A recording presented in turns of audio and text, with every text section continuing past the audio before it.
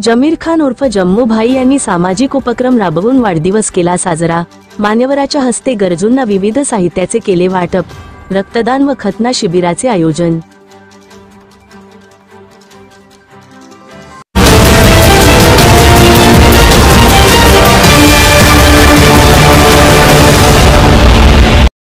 यवतमाळ जिल्ह्याच्या वणी शहरातील Amer builder and डेव्हलपचे संचालक व सामाजिक कार्यकर्ते जमीर खान उर्फ जम्मू भाई यांनी दरवर्षीप्रमाणे याही वर्षी सुद्धा आपल्या वाढदिवसानिमित्त सामाजिक उपक्रम राबवून यांनी गरजू लोकांना विविध वस्तूंचे वाटप केले।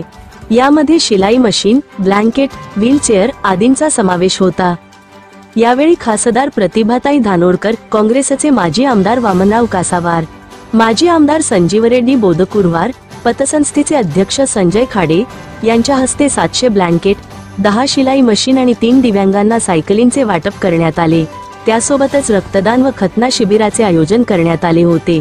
यावेळी विविध क्षेत्रातील मान्यवर व नागरिक मोठ्या संख्येने उपस्थित होते। या कार्यक्रमाप्रसंगी खासदार प्रतिभाताई धानोरकर यांनी सिटी न्यूज वणीशी संवाद करताना माहिती देऊन जमीर खान उर्फ जम्मू भाई यांना वाढदिवसाच्या शुभेच्छा दिल्या।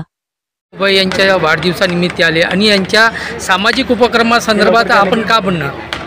आज जम्मूबाईचा वाढदिवस। प्रथमतः मी वाढदिवसाच्या निमित्ताने त्यांना मनपूर्वक शुभेच्छा देते की त्यांच्या सगळ्या इच्छा आकांक्षा त्यांना अपेक्षित असणारं यश ईश्वर त्यांना देव। आज त्यांच्या वाढदिवसाच्या निमित्ताने आपण बघितलं असेल की समाजात जे होतकरू आणि गरजू आहे, काही लोकांना शिलाई मशीनचं वाटप, काही जे विकलांग आहे त्यांना सायकलचं वाटप आणि ब्लँकेटचं सुद्धा वाटप, म्हणजे कुठेतरी ज्या समाजात आपण वावरतो त्या समाजाप्रती आपलं काहीतरी देणं लागतं ही बांधिलकी मनात ठेवून आज जम्मूबाईच्या वाढदिवसाच्या निमित्ताने हा आगळा वेगळा असा उपक्रम या ठिकाणी त्यांनी आयोजित केला आहे। आणि नक्की या उपक्रमातून ज्या लोकांना लाभ मिळेल, खरंच जे गरजू लोक ज्यांना गरज आहे अशा लोकांना या उपक्रमाचा लाभ या ठिकाणी मिळणार आहे।